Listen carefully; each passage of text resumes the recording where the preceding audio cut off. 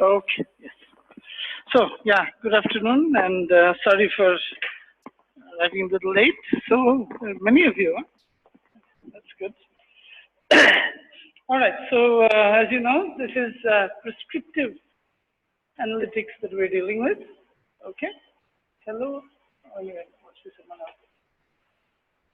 Okay. So, we're talking about prescriptive analytics. So, let's start by giving a very brief overview of it, and then we'll get to, well, basically, this is about linear programming. Most of the course will be about linear programming and applications. And we'll see there are many, many different applications that we'll go through. Right? Oh, let me just also put this in silent 1 second.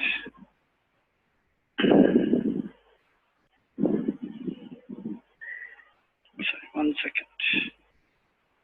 All right, settings.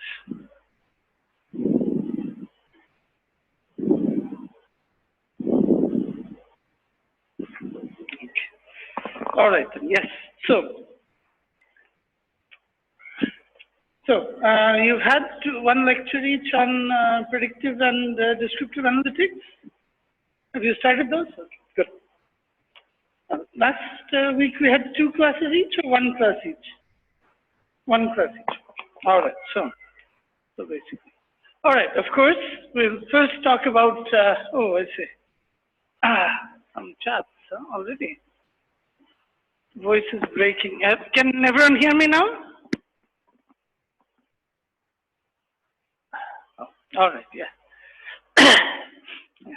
All right, so now first we'll have a brief discussion about differences between descriptive, prescriptive, and predictive analytics.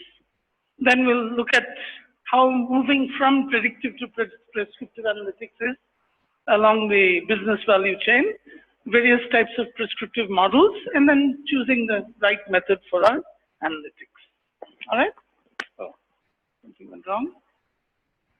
All right. So, of course, generally, what we're trying to do in analytics is derive business insights in order to make business decisions. So take data, derive business insights to make business decisions. So we have our data, we analyze it, generate insights, and make business decisions. Now, in descriptive analytics, the best we can expect is understanding or diagnosing the situation, right? Understanding what has happened and diagnosing the situation that we have. In predictive analytics, we can use what we've got from descriptive analytics and try to predict something with it, try to predict the future based on the past. And in prescriptive analytics, we take that one stage further and say that, okay, given what we have, given what we expect, how can we optimize? That is basically what we're trying to do in prescriptive analytics. So given what we have, given what we expect to get, how can we optimize our situation? So this is a sort of mapping of all this, the sort of focus, past, present, and future, versus the data, insight, and decision. Of course, descriptive analytics is between somewhere in the past and present, but all data-based, so all based on data. From that, we can get certain insights, and that goes into diagnostic analysis. Again, in past and present, but not just the data, but some insight from that. And using that, we can actually go and predict something using predictive analytics. And now, as we take it further, we can take decisions based on what we expect in order to optimize. Yes. Yeah. Okay. Yes.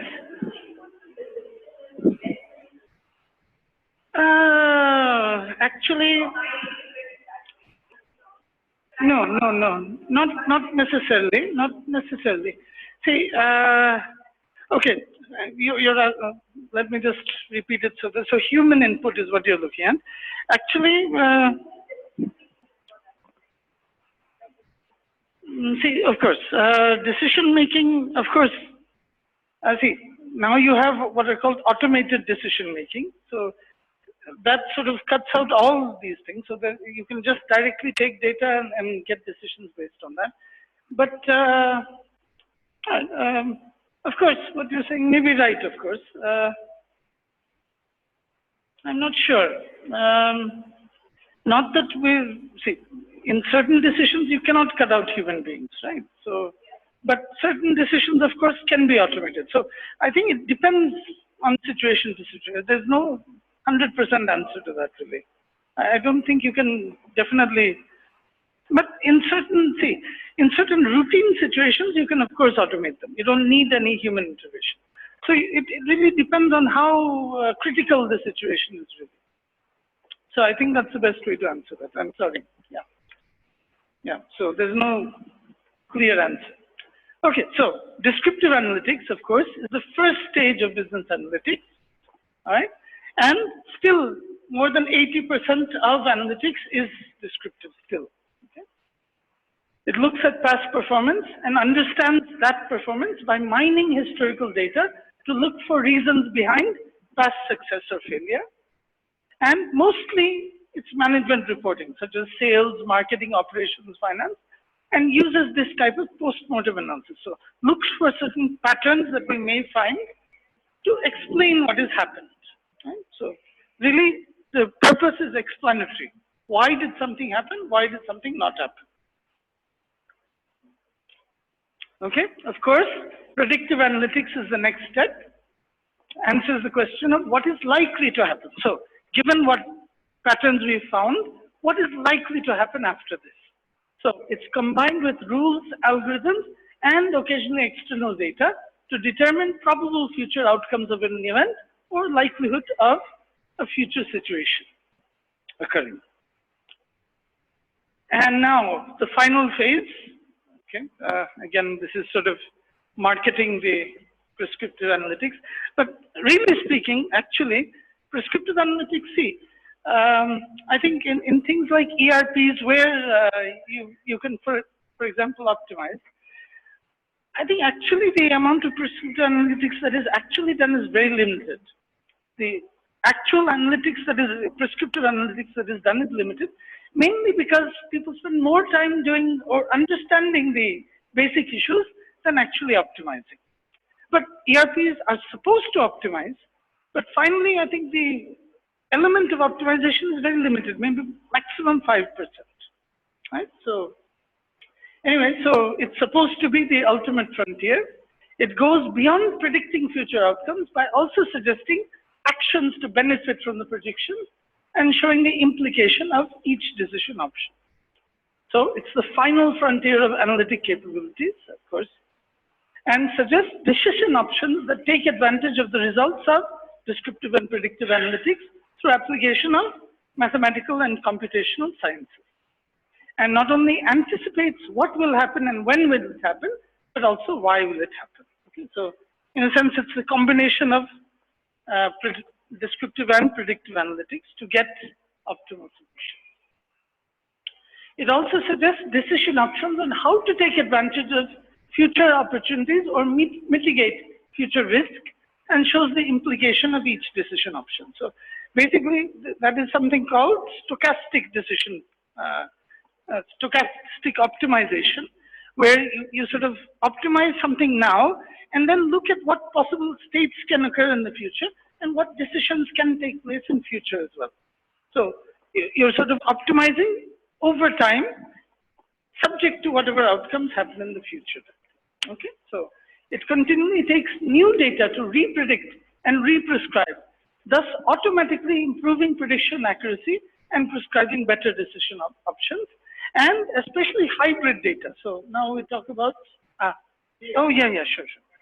Now we're talking about, of course, big data. So we introduce hybrid data, combination of structured as well as unstructured data, and business rules to predict what lies ahead and prescribe how to take advantage of predicted future without compromising other priorities. Now, of course, this is a challenge, especially big data in prescriptive analytics is a real challenge. Prescriptive analytics, or at least the techniques that are usually used, are very mathematical in nature and therefore require structured data. So in a sense, we need to see how to bring unstructured data into some type of structured format before we can use it. So using unstructured data in optimization is, of course, very, very difficult. Anyway, we'll see as we go along. And in order to scale, prescriptive analytic technologies need to be adaptive to take account of growing volume, velocity, and variety of data, the usual big data challenges. Okay. All right, this is another picture of the thing. So predictions, so using predictive analytics, what will happen, when will it happen, and why will it happen? Okay. Then the decisions, how do we benefit from the predictions that we've made just now? And then the effects, that how will these decisions impact everything else? So prescriptive analytics looks at all of these things. From the predictions, what decisions can be made, and what are the impacts of all of these on the system. Now, here are some of the disciplines that feed into prescriptive analytics. Of course, let me start with operations research, which is the central discipline in all this. Of course, applied statistics is also there, machine learning, meta-heuristics, image processing, signal processing, natural language processing, and of course, computing. Of course, all these things nowadays, everything is computer-based. So, but the main thing we're going to focus on really is the operations research part. Perhaps to some extent, I think I missed simulation in that, but simulation to some extent also is important. Voice is breaking. Now, is it okay? I think the mic keeps on. Hello? Hello? Can you hear me? Oh, okay. I think time to time the mic keeps vibrating. That's why it's okay. Just tell us next time. Okay. All right. So we have these. Of course, we are going to really focus more on the operations research part. Other things, we'll see if we have time, or we can do. We'll see. And oh, some more messages. 1 second. Admin, please. Voice is breaking again, huh? I see. Possible to change the mic, huh? Okay. Just 1 second. Hussein? Oh, sorry. Let me see. All right. So when oh, please don't change the mic. Let's see. This is what happens when. Okay, we'll see how it goes. Anyway, he should be coming shortly, so I will send for him. Let's see. Okay, so too much chatting, I think, huh?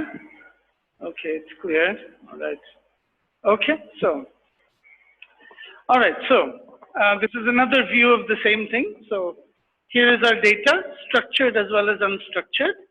We use models, data, and rules together to bring, well, first of all, the predictive part, what and when and why, and of course, how. That's the prescriptive part. And then, of course, make decisions and keep on updating things. And so. Oh. Okay. Now, of course, so here's another example of, well, or another difference between predictive and prescriptive analytics.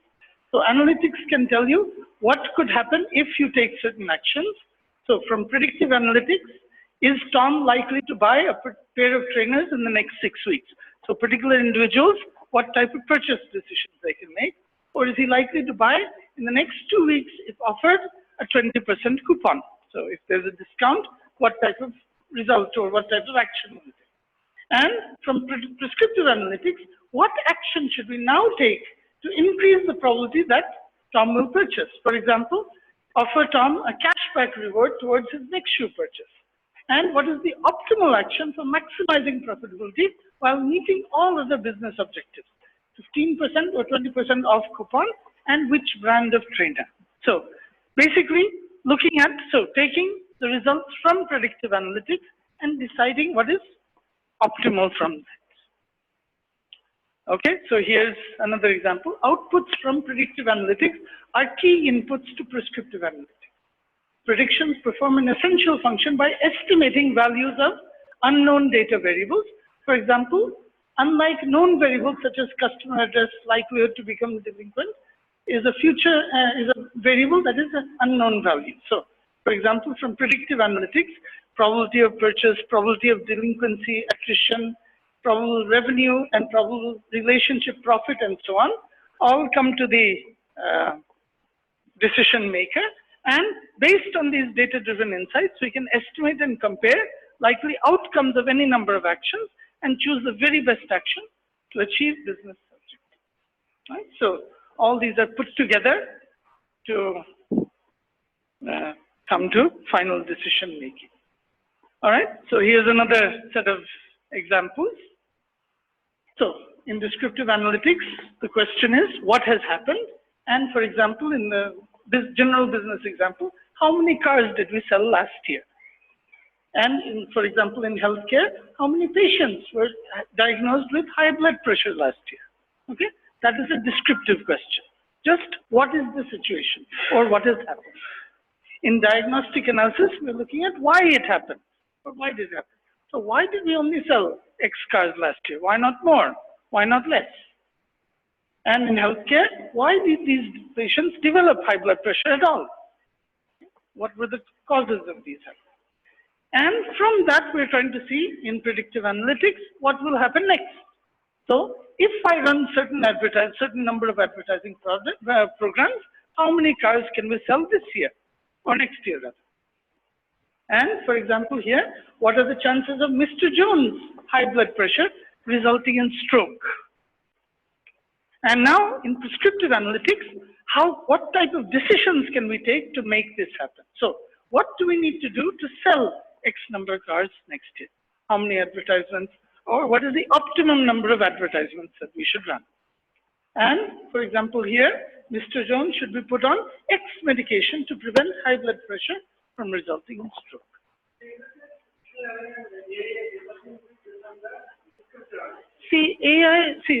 No. Because all those, AI and so on are still predictive tools. What we're trying to see is, based on what we predicted, how can we optimize? So AI is still a predictive tool only.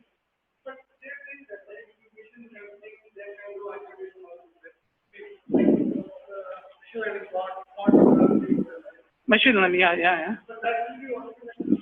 See, machine learning is one of the, as we showed in that, the machine learning is one of the tools that goes into this.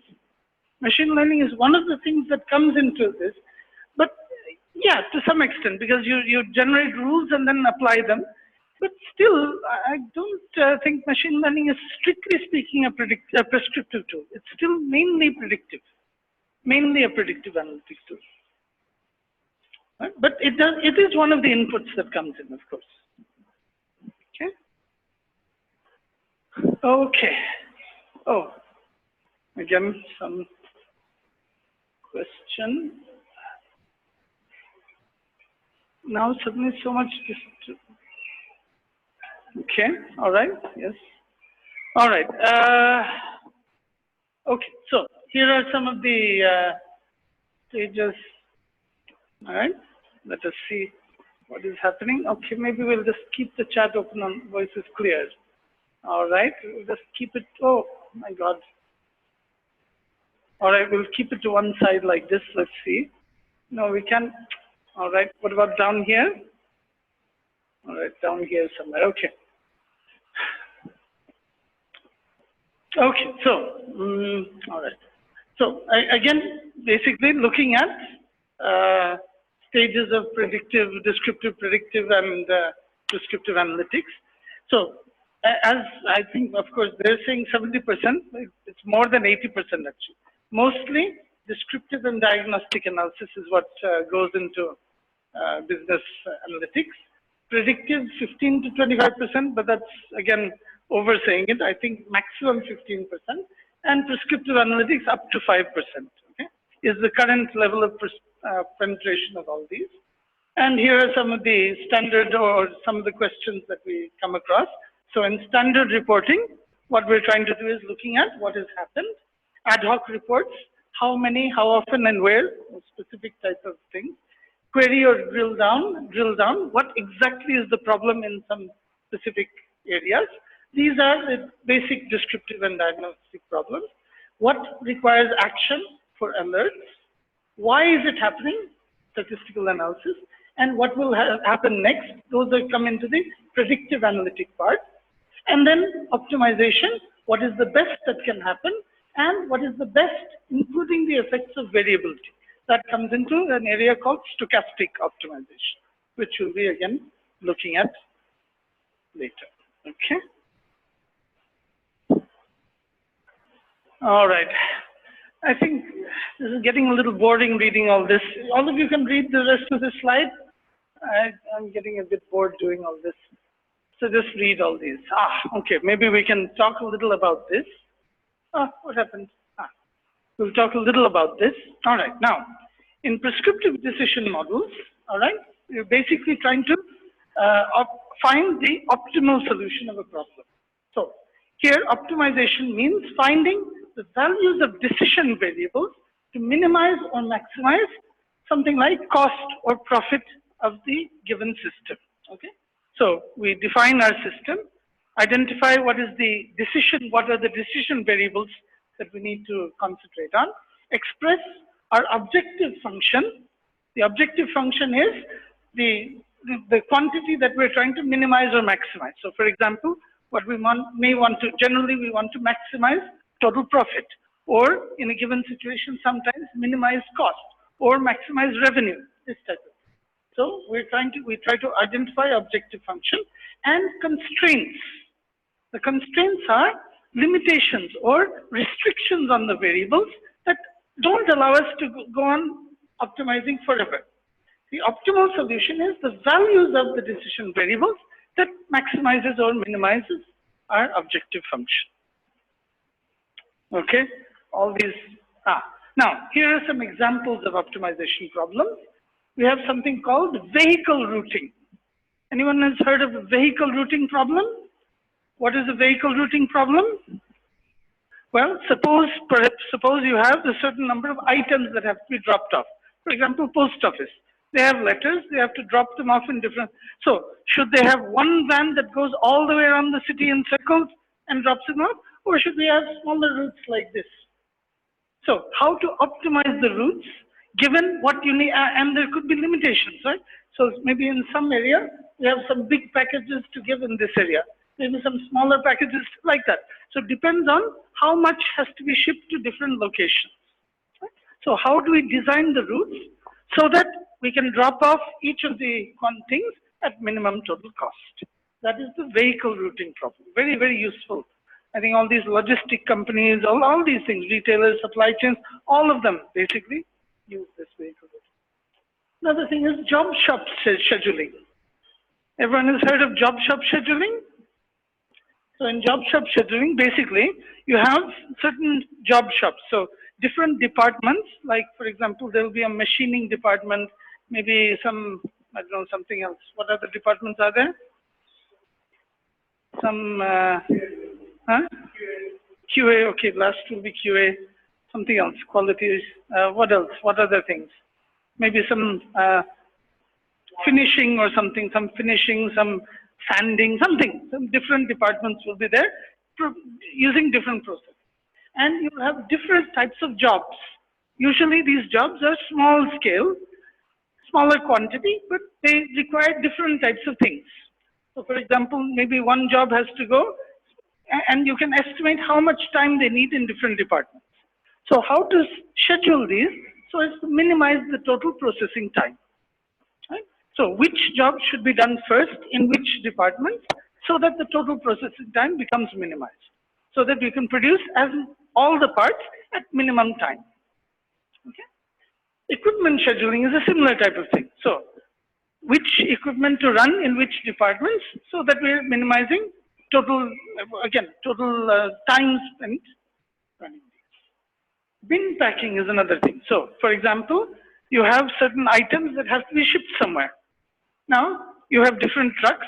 Should we just put them in trucks as they come, or should we pack them in such a way that we put maximum things in one truck before loading other trucks? How to pack them in an optimal way? Again, we're packing them, and again we have to unload them in a proper way also. So how that has to be done in an optimal way is called bin packing. And employee rostering, right? Determining which employee should work on which shift based on what their requirements are. They may want to take off. So one employee says, I want to take off this Friday. Another one says, no, I want to take off this Saturday. Not everyone can take off on all days, for example. So how to do that in such a way that everyone gets what they want. So they may want to do certain jobs. They might want to be off on certain times. How to do that at optimal in an optimal way is what employee rostering is. So we'll study that in something called an assignment problem. Okay, so many different applications exist. These were some of the smaller ones. There are many other examples of applications of these. Okay, now this is a sort of cartoon that sort of puts together all of these together. So what we're trying to do is, it's like a mixture of all these things. So we take data and our know-how and experience. We bring in all these ingredients, variables, constraints, and objective function. And we use certain types of software, such as solver, linear programming solver, NLP, and so on. And from that, we try to find the feasible solution. And this is the type of objective, these are the types of problems that we look at. We're minimizing some objective function subject to certain constraints. We find the feasibility and, of course, optimize that. Okay, so this is the process of model building based on the situation. Okay, I'm sure you can read these. Getting very boring. Okay, now what is this? Selecting the right method. Okay, all right. So from here, I think we'll be a little more. Okay, so basically, we have to see what type of methods are appropriate for what type of situation. So, of course, some of the factors that are important are time and timeline. How much time do you have to take a decision or so on? Required accuracy of the model. How accurate do you need the model to be in order to apply? Relevance of the methodology. Accuracy of the data. Data availability and readiness. Data confidentiality. Staff and resource availability. And how popular the method is. All these things go into selecting a particular methodology in your approach. Now, of course, you've already had some input on this, descriptive methods. Basically, they're looking at simple, usual statistical descriptive statistics such as mean, median, mode, variance, standard deviation, and various types of graphs such as scatter plots, histograms, box plots. So these are some of the things. And of course, nowadays you have many more of these visual analytic tools also, many more tools like that. Some of them are, in fact, even as powerful as getting into predictive analytics, some of the visual analytics tools. So, but all of these, of course, are descriptive methods. When to use descriptive methods? Well, for reducing, summarizing, or grouping data. So if we just want to somehow summarize the data, what we need is descriptive. Okay? There's no dependent variable, so we're simply describing what is or what the data shows. And typically used to simplify large amounts of data, and typically used if one is unfamiliar with the data set and needs to build a ceiling for the data. So this is the initial stage.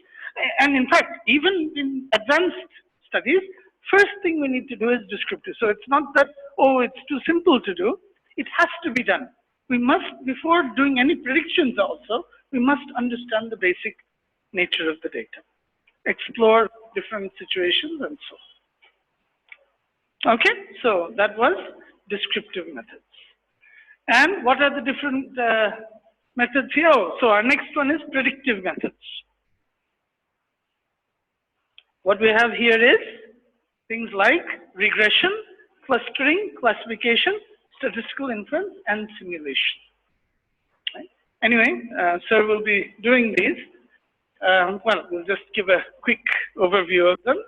So regression, of course, is a very useful tool. It's the beginning tool of predictive analytics. We typically mean techniques for estimating relationships between variables and building an understanding as to which variables are important in predicting future values. So it has, usually we have a dependent variable and different independent variables. Dependent variable is what we want to predict. Independent variables are what we are using to predict. And of course, simple one is linear regression. Then we have things like stepwise regression, different methods. You'll be studying all of these later.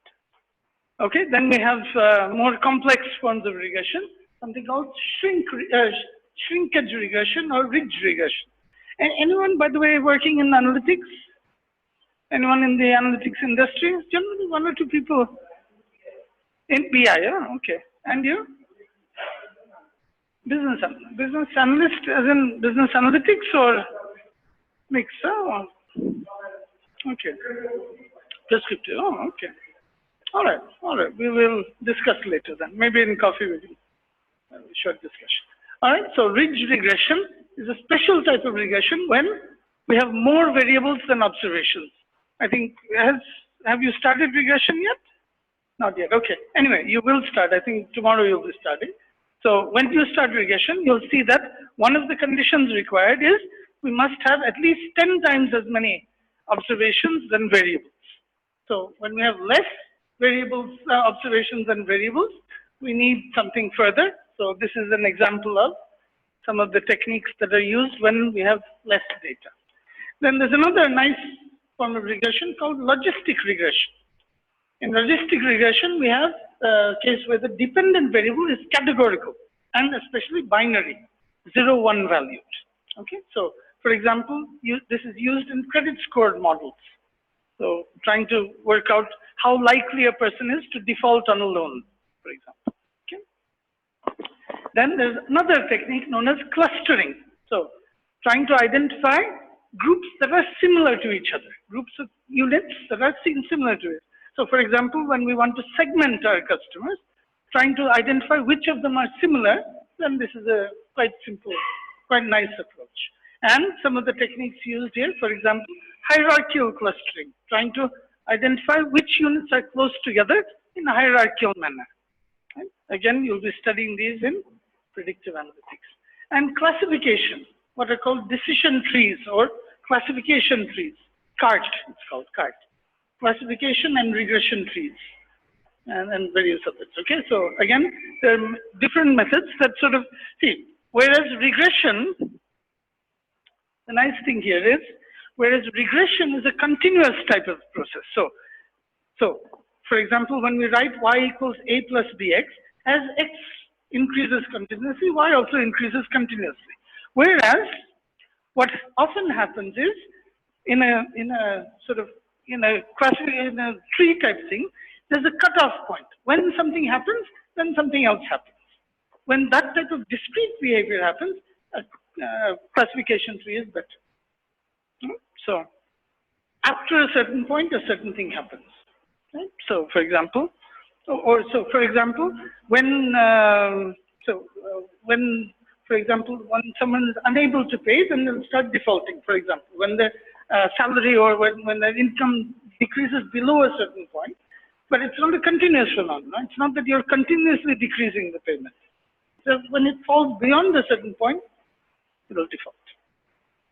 Okay, so now some of the other methods, for example, nearest neighbor methods. These are again within clustering. Then you have neural networks, which is again a very powerful method, which in fact almost replaces regression to some extent nowadays.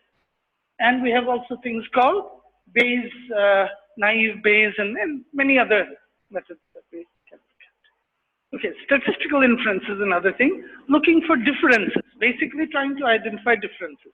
I think you've come across this in QMM, I think, right?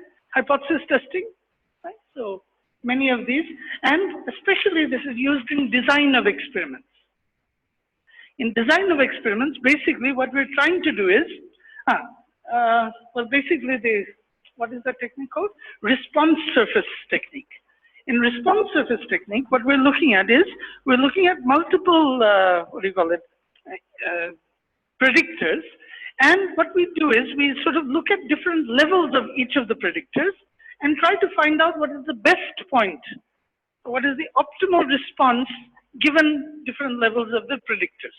Now, unfortunately, see, if we have a functional form, that's simple. But when we don't have a functional form, we need to design experiments with minimum sort of number of trials, because often we can't do experiments with a large number of trials in practice. So what we generally do is we sort of try to find what is the minimum number of trials required to be able to identify a sort of optimum point in this. Right? This is done using what is called design of experiments. Actually, it sort of looks at what are the best ways of combining things together to find this optimum response. Okay? And another one is simulation. Actually, simulation is partly predictive, partly prescriptive. So we'll also be discussing simulation towards the end of our course in the prescriptive analytic part of simulation. So what simulation does is it generates possible scenarios with certain assumptions. So given certain assumptions about the present and given the model that we're dealing with, system model, we generate possible scenarios of what can happen and try to optimize based on what these scenarios are. Okay? It's used quite often with stochastic optimization. Now comes to prescriptive methods, and these are the basic ones that we're going to be tackling. So on the one side, we'll be looking at optimization, and within that, mathematical optimization in general and stochastic optimization. And finally, of course, a good amount of simulation will also come into our thing. Okay, so in mathematical optimization, basically, we're trying to maximize or minimize an objective function subject to certain types of constraints. And the central or the building block of this really is linear programming, which we'll be starting shortly, where we're trying to optimize a linear function of our decision variables subject to linear inequality or equality constraints. Okay? And of course, there are various versions of this. Integer programming, nonlinear programming also is there. And we'll be looking at some of these techniques. Nonlinear programming, the problem really that occurs is the algorithms that we use to solve nonlinear programming tends to be somewhat difficult. So, in fact, nowadays you have all these special algorithms, I think genetic programming, various types of different algorithms have been brought out for nonlinear programming. This still is an area that is not fully described. So perhaps we won't go into that much. Now, meta-heuristics is a form of, well, basically, it's a way of identifying sort of local subsets. Basically, it's looking at local subsets and trying to optimize there, right? So the problem in nonlinear programming is that, once we do linear programming, I'll tell you where the problem with nonlinear programming is. Let us finish linear programming, then you'll understand where that comes from. And then, of course, we have control theory, which is another interesting application of nonlinear programming, but actually it comes as part of dynamic programming, where we're looking at not only optimization, but optimization over time. Okay, not only at one point of time, but optimization over a period of time is what is called dynamic programming, and control theory is a form of that with stochastic inputs and that sort of thing. Okay, and finally, of course, stochastic optimization, where the future outcomes, we can't really predict future outcomes, but we look at their expected value now and then make decisions which we can then maybe alter at certain points of time in the future. We'll be seeing how that's done later. And finally, of course, simulation, where we model systems mathematically and look at possible scenarios that come from these and try to optimize across the given scenarios. Okay? So, there's also Markov models, queuing models. We'll be looking at that. These are another set of models where we can optimize. And agent-based modeling, which is another type of modeling of agent actions and interactions between agents to optimize that given situation. Okay? Oh, and here, system dynamics is another interesting thing.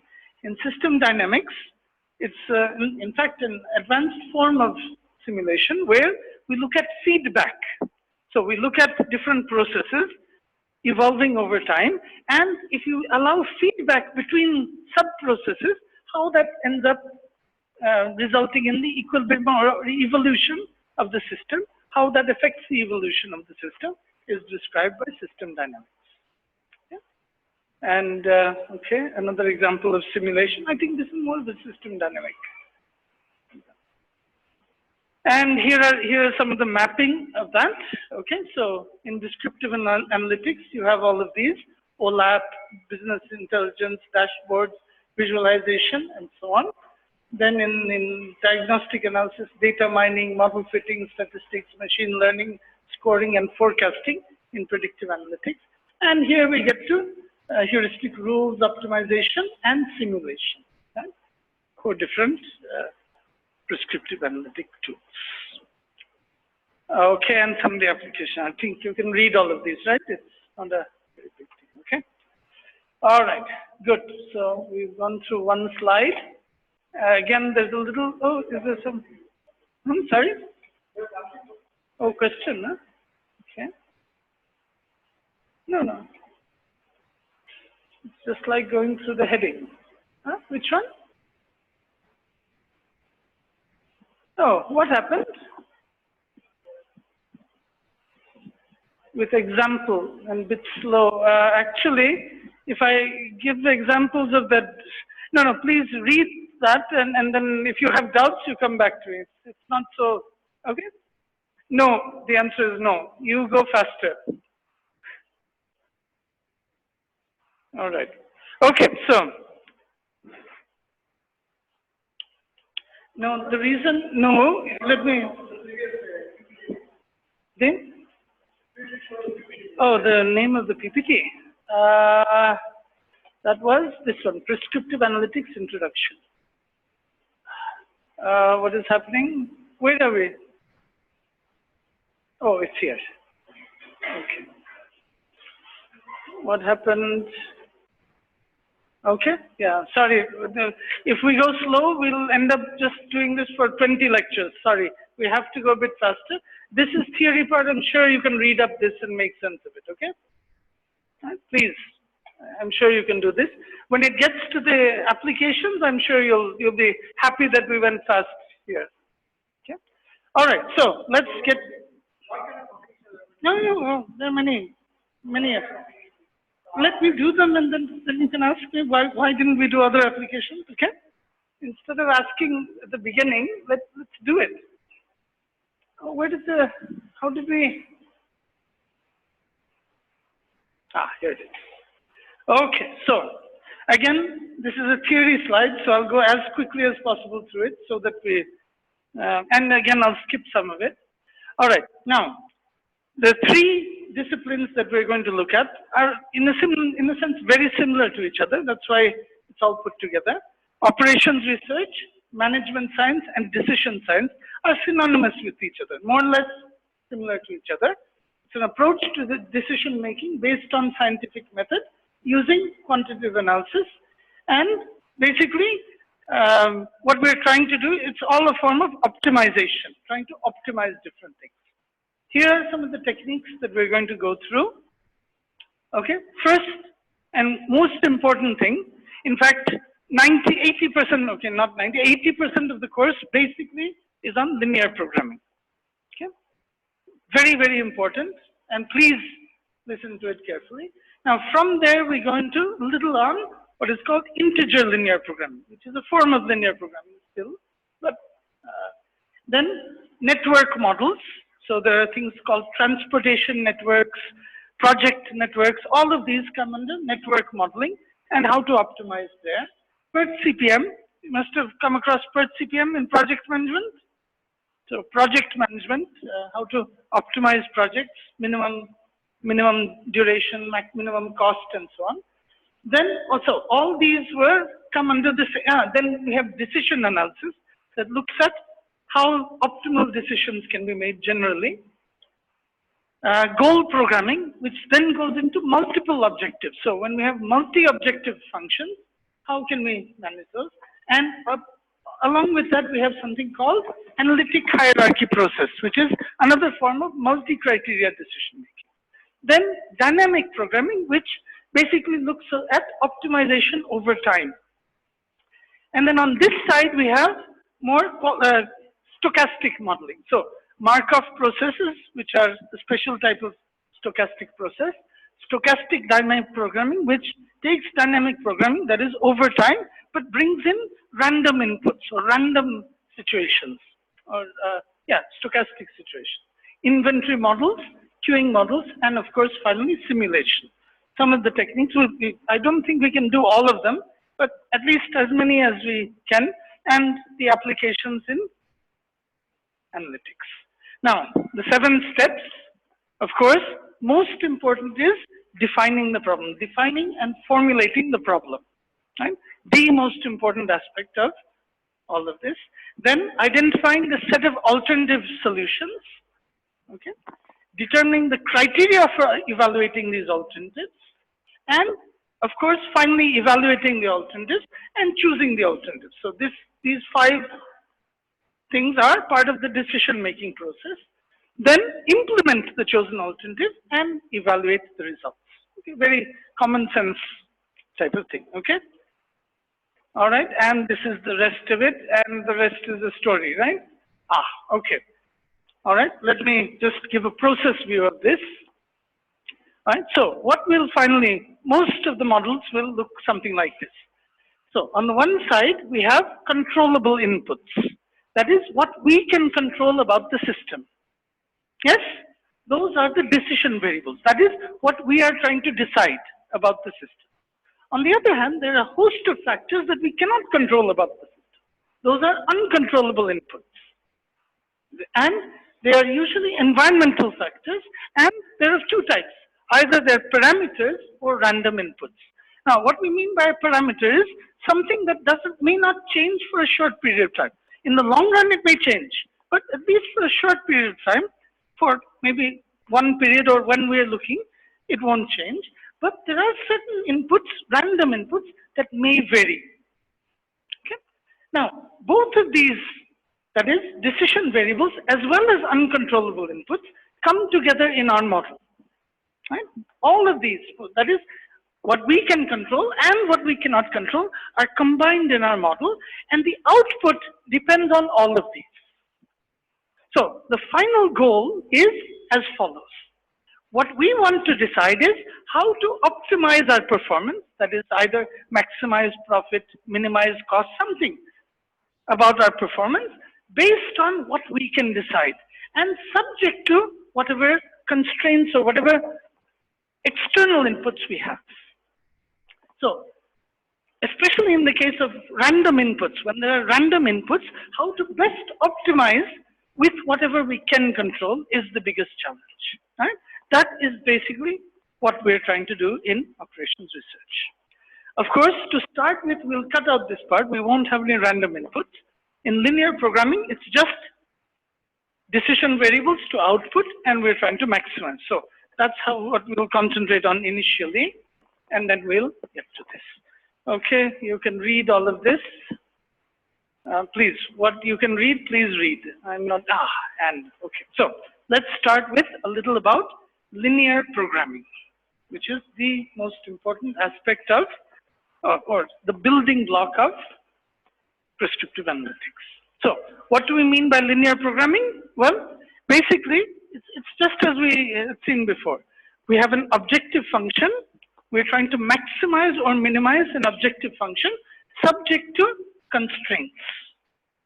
All of these, the objective function and the constraints, are expressed in terms of the decision variables, and they are all linear functions. That's the important thing. The objective function and all constraints are linear functions of the decision variable. Okay? Okay, so here we go with this. Okay, so it's a technique to help plan and make decisions relative to trade-offs necessary to allocate resources. We will find a minimum or maximum value of the objective and guarantees an optimal solution. Of course, guarantees subject to it being feasible, of course. And here are some nice applications. Huh? Okay, so scheduling school buses to minimize the total distance traveled. This is an example of what we were talking earlier, vehicle routing problem. So we have different school children to drop in different localities. How should we schedule these to minimize? Allocating police patrol units to high crime areas in order to minimize response time to 911 calls. So where should they be located and how many patrol units do we need to do this? Scheduling tellers at banks so that the needs are met during each hour of the day while minimizing the total cost. So how many tellers should we keep?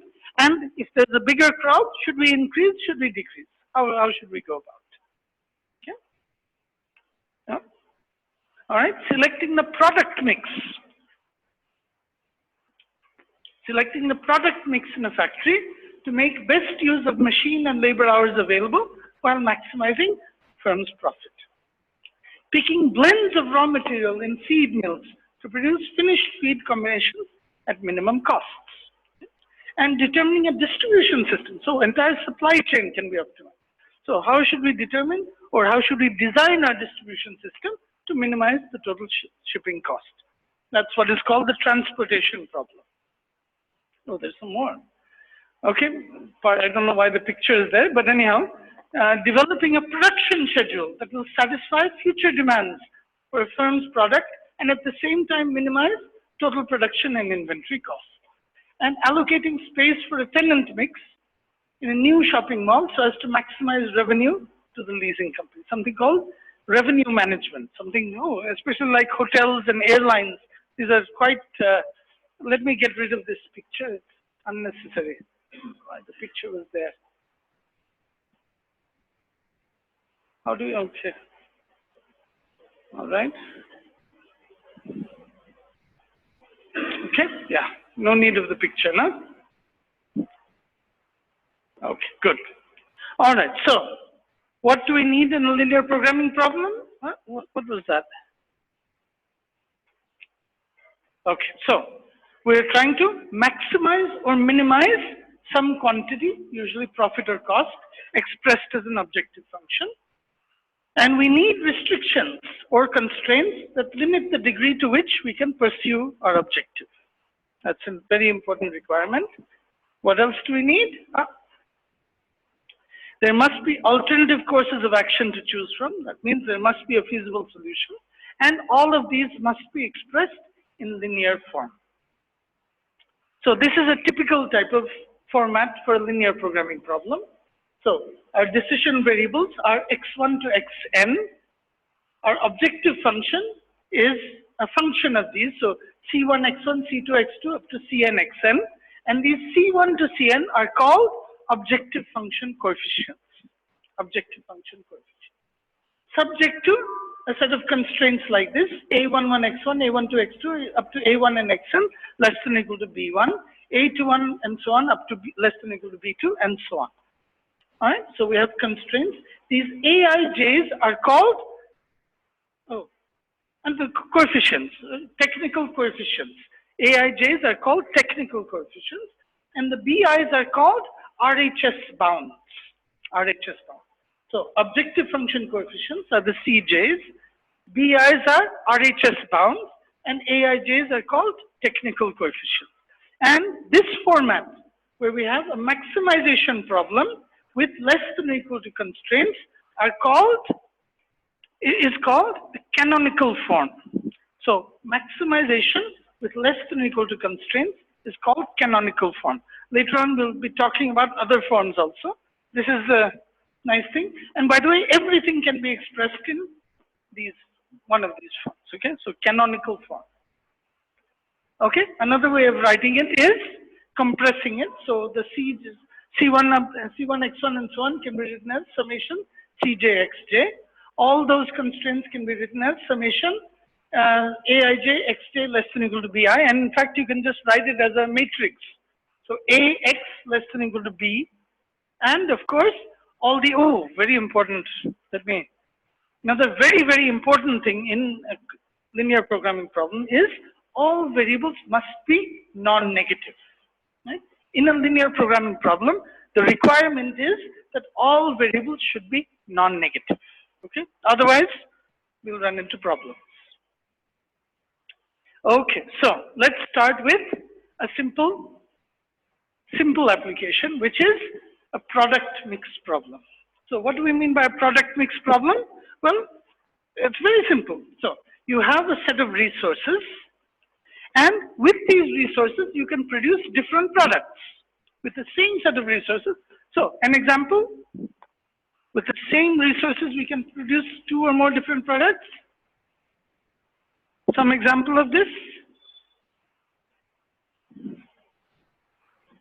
No? Can anyone think of, okay, think of just 2 resources using which in different combinations you can produce 2 different products. It can be done. Plastic, okay.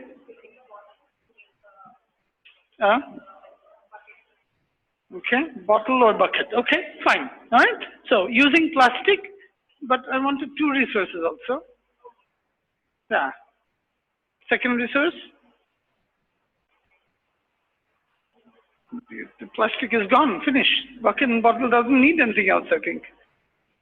Maybe the water. All right, anyway, but that's good. Okay, so we can make that. Okay, so what we can have is, all right, we can talk about that itself. All right. Anyway, we will come to that. Okay, so now manufacturer has fixed amounts of different resources, such as raw material, labor, and equipment time. These resources can be combined to produce any one of several different products, and the quantity of the ith resource required to produce 1 unit of the jth product is known. That is called the technical coefficient. Right? And what we want to do, we want to produce the combination of products that maximizes total income. Okay, we want to, or total profit actually. All right, let's just go to a problem and see. Okay, this is an example of a problem. Where is it? We'll come back to those other examples. So here's a simple product mix problem. So the company is Shader Electronics, and it produces 2 products. A Shader XPod, which is a portable music player, and the Shader Blueberry, which is an internet connected color telephone. Right? So we want to determine the mix of products that will maximize total profit. Now, let's see what is given to us. All right, what is given to us is the unit requirements. So for 1 unit of XPod, how much time in the electronic department and how much time in the assembly department? And for each Blueberry, how much time in electronic department, how much time in assembly department is known. And the available hours are known also. So totally we have 240 hours of electronic time and 100 hours of assembly time. And these are the requirements. So each XPod requires 4 hours of electronic time, 2 hours of assembly time. Each Blueberry requires 3 hours of electronic time, 1 hour of assembly time. And the profit per unit are these. So each XPod gives us a profit of $7. Each Blueberry gives us a profit of $5. So what are we trying to decide here? Actually, it's given, but why couldn't they move that to the next slide? Anyway, I should have moved this to the next slide. So what we're trying to decide is exactly this. How many XPods and how many Blueberries should be produced to maximize total profits? Right? Everyone has understood, right? So the context we have here is we have limited time in these 2 departments. Other things may be there, but those are not of concern. The concern here is we have limited time in electronic and assembly department, which we want to see how to schedule to maximize our total profit. So we can produce these 2 products using that limited time with a given profit contribution. So how much of each of the products should we produce to maximize our total profit given the resource limitations? Okay, so our decision variables are X1 is the number of XPods to be produced, and X2 is a number of blueberries to be produced. Right? Everyone has understood? Why have we chosen the products? Why not the departments? Why have we chosen the products?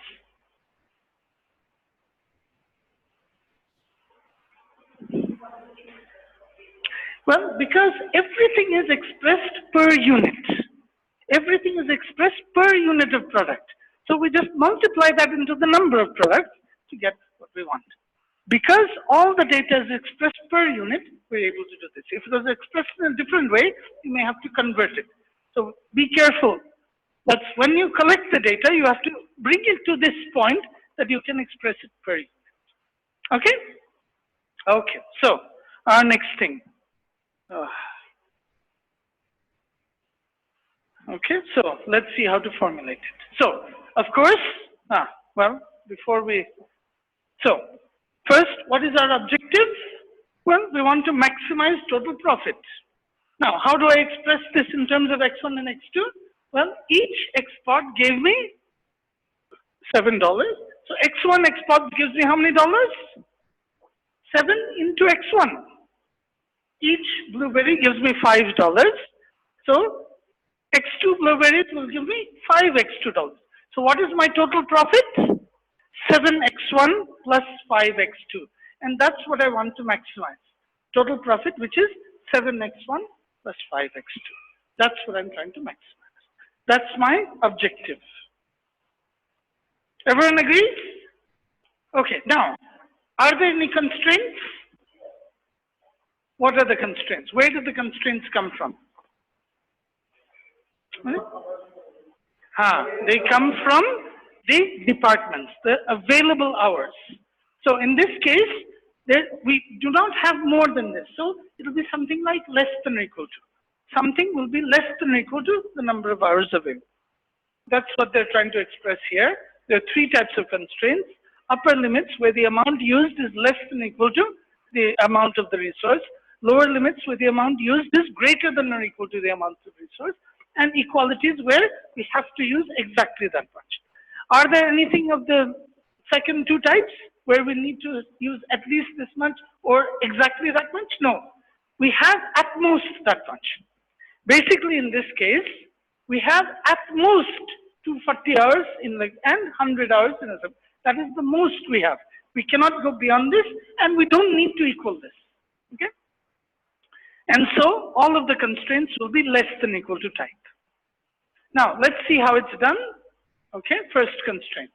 So let's go back to this and let's understand. So how will we formulate the first constraint? So how do we express electronic time? Time in the electronic department. Well, okay, what does this 4 mean here? So electronic department exports require 4 hours. So what does that mean? That means, no, don't put great. What does this number mean? It means to produce 1 export, I require 4 hours. So to produce X1 export, how many hours do I need? 4 into X1. Okay, so in the electronic department, for X1 exports, I need 4 X1 hours. So for the blueberries, each blueberry requires how many hours? 3 hours. So for X2 blueberries, how many hours do I require? 3 X2. So what is the total time required? 4 X1 plus 3 X2 is the time required by my production plan. So that has to be less than or equal to 240 because I cannot exceed 240 hours. Everyone has understood how I got this constraint? So let's see how they do it. I'm also not aware. Okay, so the electronic time used is 4x1 plus 3x2. That cannot exceed the electronic time available, which is 240. Similarly with the other department, whatever the other department was. Okay, assembly department, 2x1 plus x2 should be less than or equal to 100. Okay, 2x1 plus 3x plus x2 should be less than 100. All right, so these are the constraints. And finally, oh, no, wait, not graphical solution. Well, there's one more thing.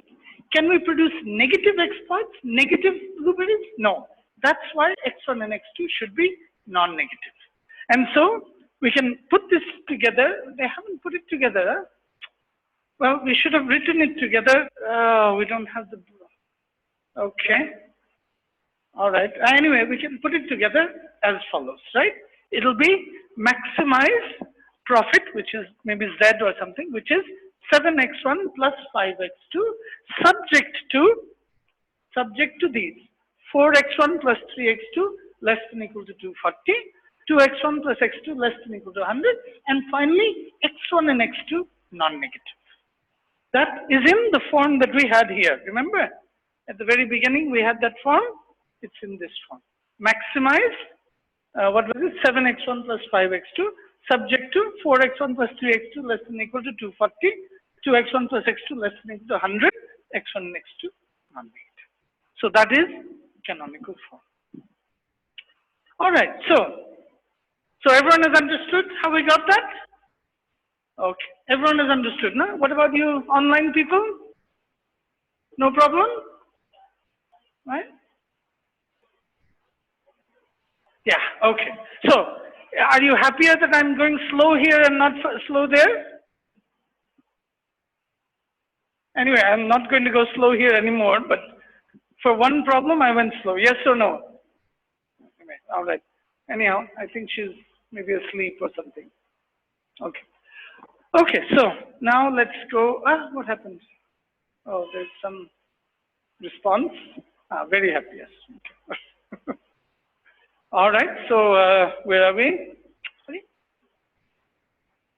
Okay. Now, how do we solve this problem? Okay, how do we solve a problem?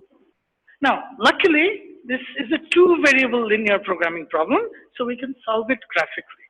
Okay? So today, I think we'll stop with this basically. Maybe we'll do a couple of other problems. But we'll see how to solve a two-variable linear programming problem graphically. Okay? So, now, first of all, okay, how do we go about this? Let's not look at them. How should we go about this?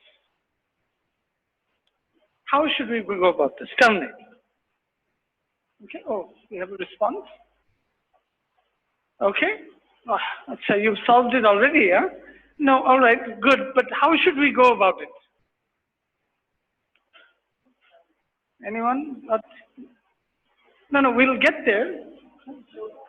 Fan, okay, yes, sure. No, we'll get the answer. Don't worry about the answer. The method is more important for the time being.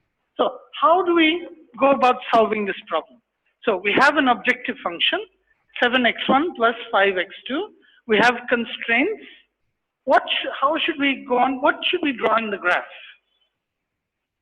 What should we draw the graph of? Now, but of what? Of x from the objective function or from the constraint? The constraint, okay? So, what we're going to do is, we need to find the set of all points satisfying all the constraints. That is called the feasible region. So, we need to identify the feasible region. Then within the feasible region, we need to find which point is optimal. Okay, we'll come to that in a moment. But first, let's find the feasible region. Oh, okay, yeah. Okay, the feasible region. So we plot the constraint equations. So first thing is, we'll see the constraint equations. We'll explain that what it means shortly. Then we'll find out the feasible solution space. That is, the set of all points satisfying all the constraints. Then we'll create what are called isoprofit lines. Move this line outwards till the optimal point is achieved. So out of the feasible points, we want to find the one that is maximum. That will turn out to be tangential on the feasible region. Okay, so we'll see that in a moment. Okay, so how do we do this? Well, first we take the first constraint, which is this. What was our first constraint? 4x1 plus 3x2 is less than or equal to 240. So first, let's look at 4x1 plus 3x2 equals 240. Okay, now what does it mean? That means, what does that mean? If I make it equal, what does it mean? I'm using up all the time available. Now, the simplest way of drawing this is to find out where it hits the axis. So, okay, if I can do that here, let me see if I can get a pointer. Yes. So in other words, what I want to do is, I want to draw a graph like this.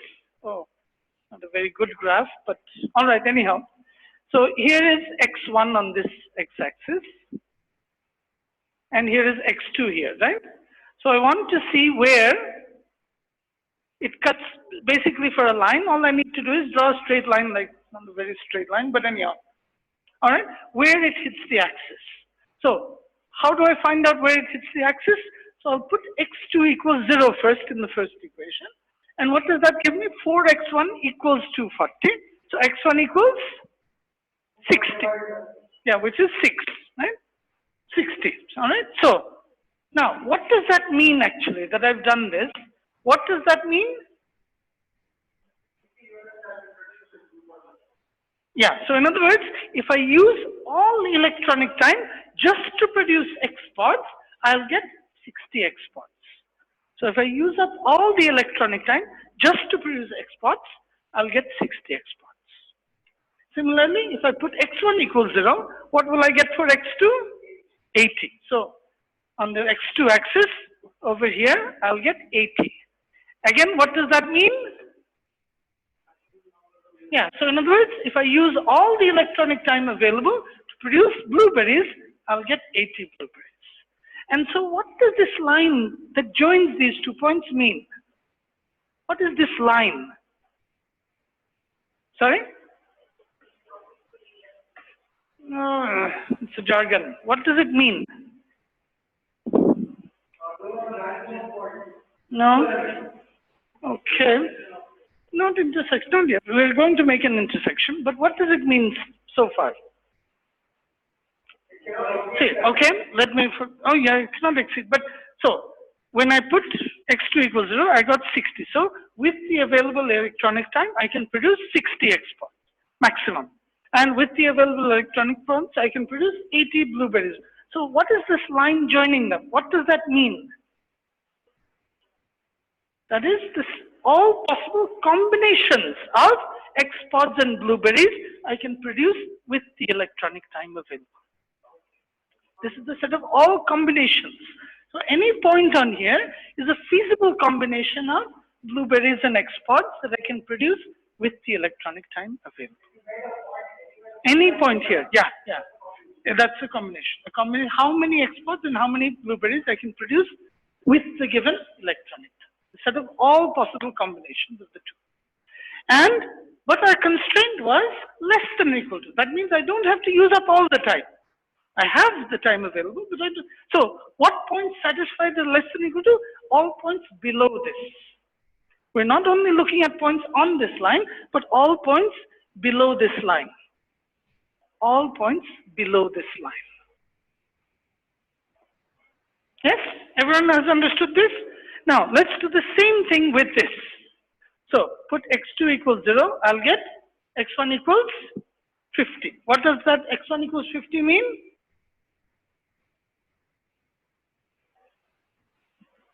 What does this x1 equals 50 mean here? Again, if I use all the assembly time available to produce exports, I'll get 50 exports. And again, if I use that only to produce blueberries, how many will I get? 100. So if I use all the assembly time available, I'll get 100 blueberries over here. And hopefully I can draw a straight line, or close enough anyway. So this is the set of all combinations of exports and blueberries I can get using all my assembly time. And again, it has to be less than or equal to this. Who is this continually phoning? Just 1 second, huh? Hello? Hello? Hello? Hello?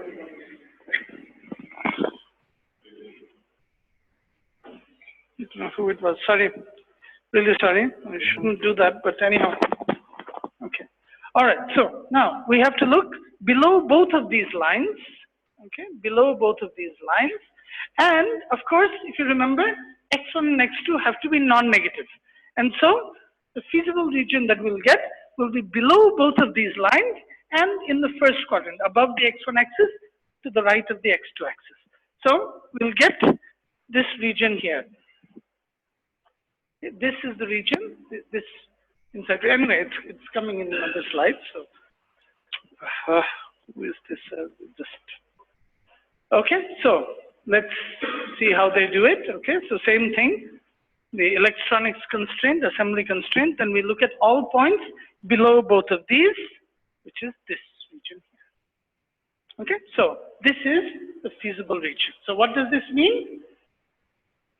So what does this region mean? That means this is a set of all possible combinations of XPods and blueberries that I can produce with my given resources. All possible combinations.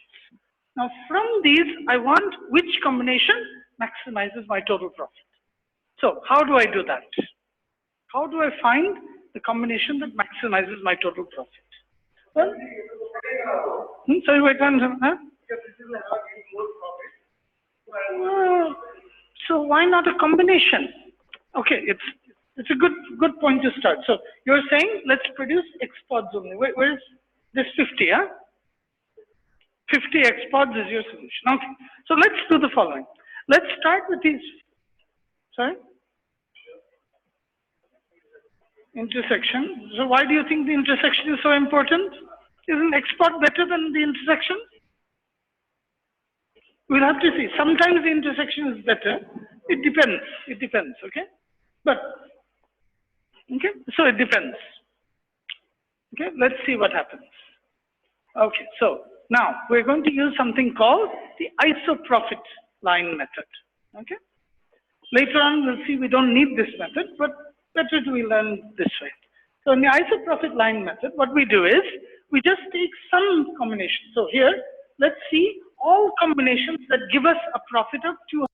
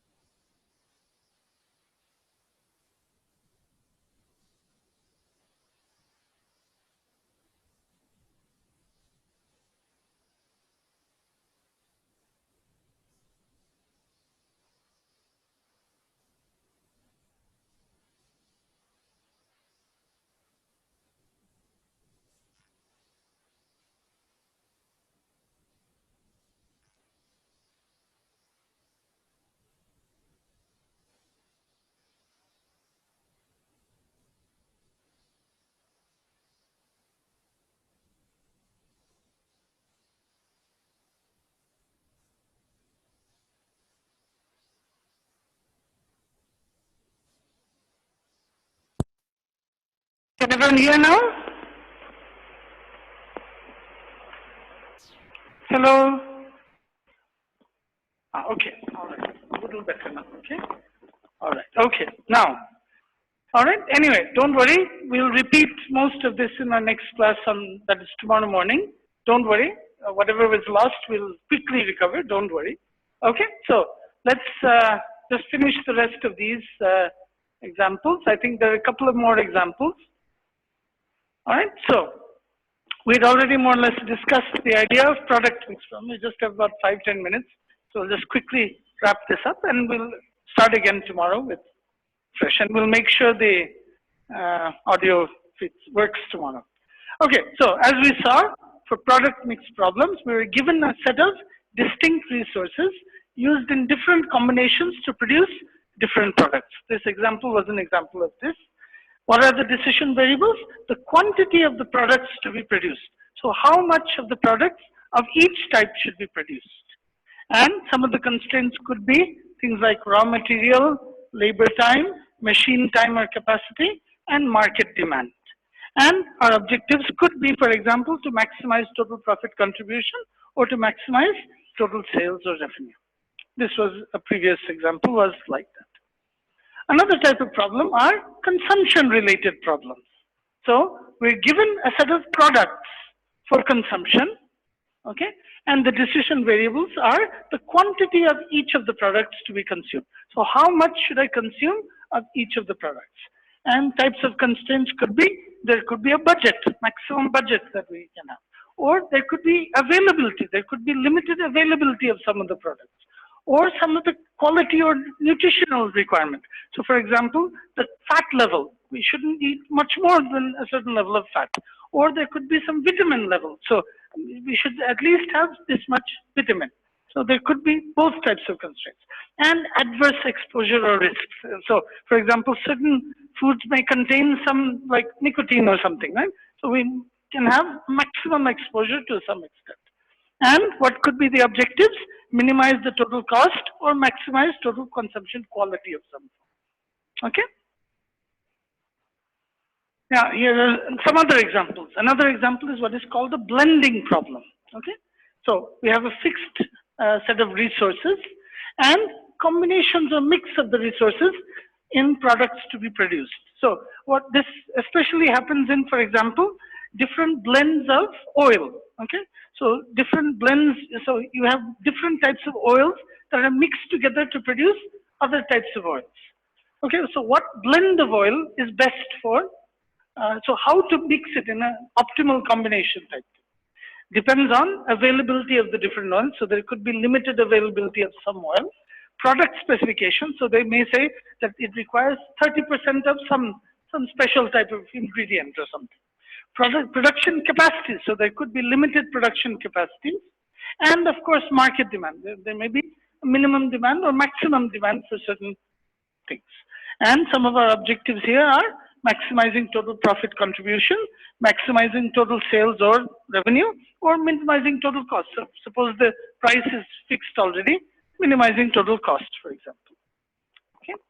Now another example in portfolios, in my finance.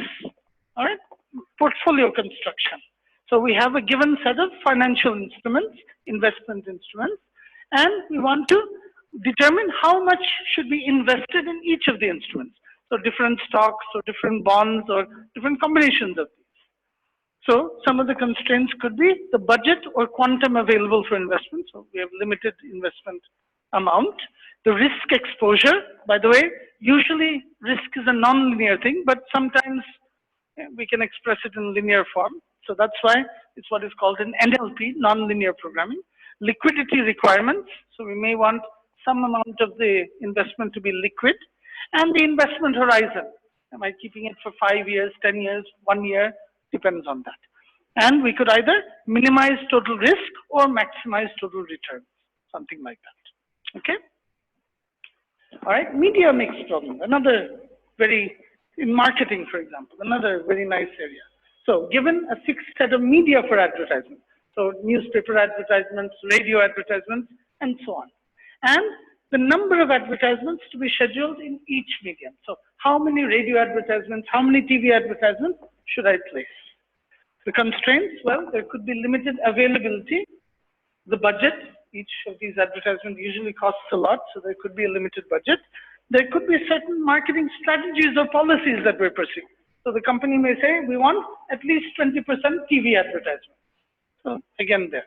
And reach or quality of exposure could also be another thing. So we want to reach a certain percentage of, or a certain target population. Some of the objectives could be to maximize total reach, to maximize total return on investment, or to maximize or minimize total cost. Okay? So we'll see some of these cases we'll look at. Another thing, workforce planning, okay, and HR application. So different types of workers could be there, full-time or part-time workers, or different specialists, or different roles.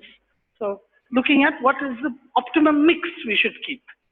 So whether it should be 100% full-time, or 80% full-time, 20% part-time, or we should have some certain number of specialists, and so on. The decision variables, the number of workers of each type required. So how many part-time, how many full-time, and so on. Constraints depends on availability of workers. So if there are a limited number of part-time workers available, we cannot exceed that. Productivity, so maybe part-time workers are not as productive, or maybe even more productive than full-time workers, depends. It depends on what production rate is required finally.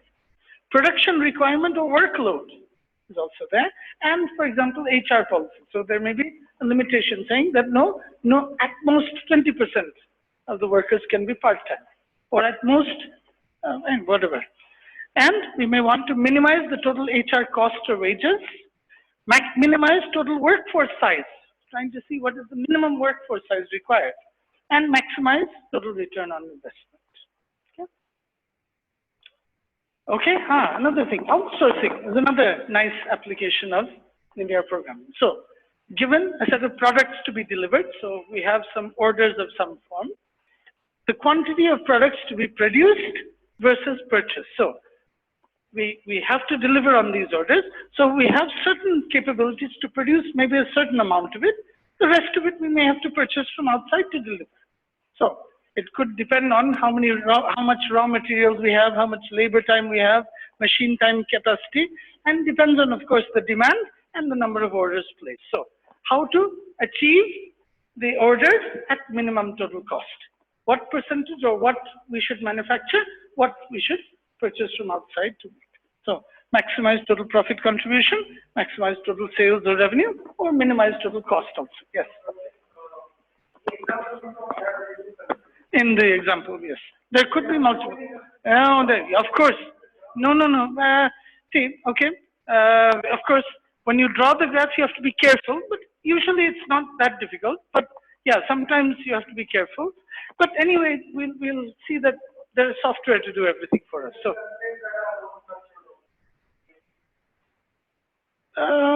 unstructured constraints, huh?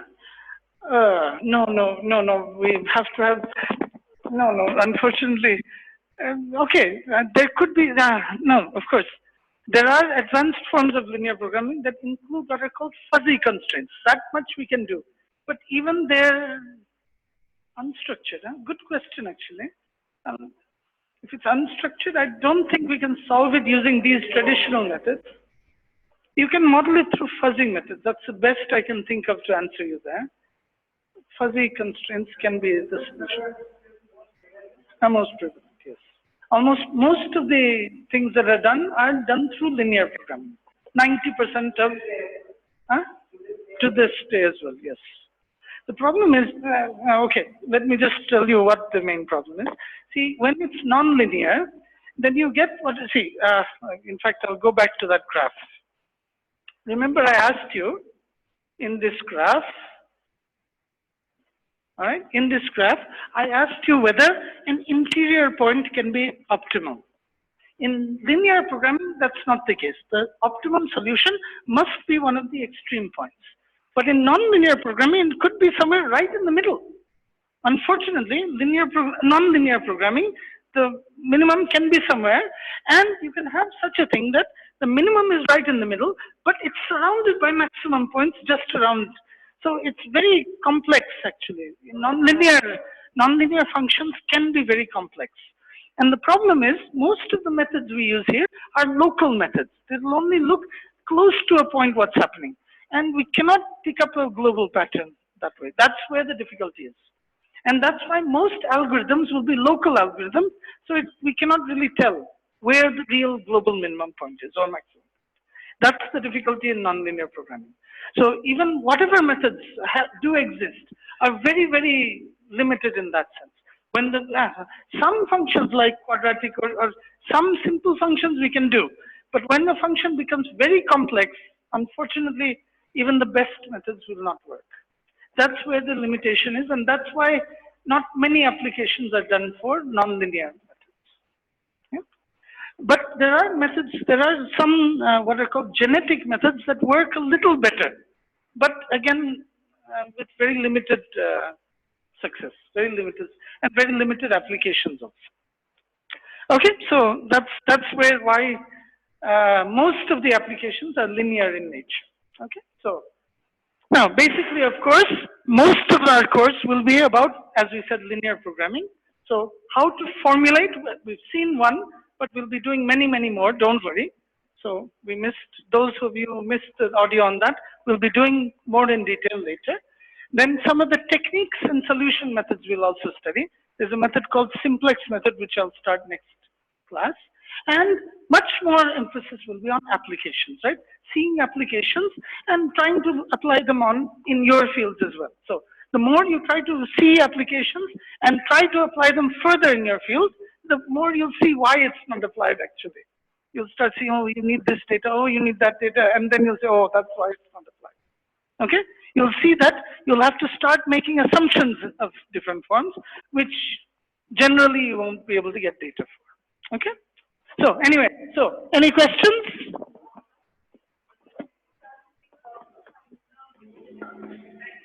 Yeah, of course, yeah. Same process though. Say in graphical, it's the same process. The whole point is either minimum or maximum value must be at the extreme point. So if you're minimizing some other function, it'll be one of the extreme points, one of the corner points. Okay, yeah, sorry for the problem with the audio. All of you can hear me now, no? It's a tragedy, but don't worry. In tomorrow's class, we'll make up for it. And yes, this is the general message to all of you. Please try to study, all right? Please try to study. Generally, no one studies. Please try to study, okay? You're given a textbook. Try to solve all the problems in the textbook. If any of you can do this, I have one more textbook which I can give you. Oh God, yes, keep. Okay. What is happening? Okay. Oh, you'll get, but let me give you a soft copy of another textbook. All right, where is it? I said I'll give it, but now let me find it. I'll give the soft copy. Anyone has a pen drive? But the problem is sharing it may be difficult because it's a bit of a big file. Okay. Copyright would be a problem, maybe. That's a problem. It's 24 MB, I think. You can send how? Internet connection is unstable. We can share via WhatsApp. Oh, Google. Oh, yes. Yes. LMS, the problem is that that's copyright, so I'm a bit worried whether we should do or not. Just 1 second. Let me find it. Let me not give you hopes until I find it, actually. Yeah. Introduction to Management Science. Yes. All right. This is,